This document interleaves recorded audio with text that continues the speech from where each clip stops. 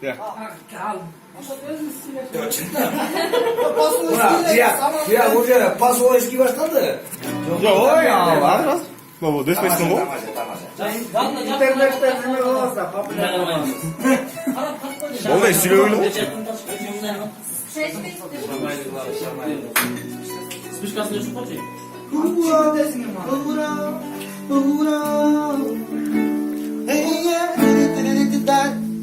Sí, sabes que ya llevo un rato mirándote. Tengo que bailar contigo hoy. Y que tu mirada ya estaba llamándome. Muéstrame el camino que yo voy. Oh yeah, tú eres el man, yo soy el metal. Me voy acercando y voy armando en plan. Solo con pensarlo se acelera el pulso.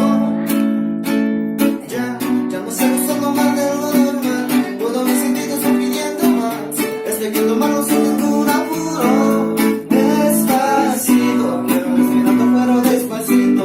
Deja que te diga cosas al oído, para que te acuerdes si no estás conmigo. Despacito, minha mente aqui vai estar caliente. Estou no ritmo e vou labirinta.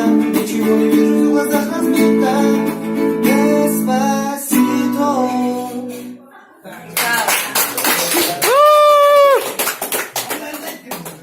Zınk zınk.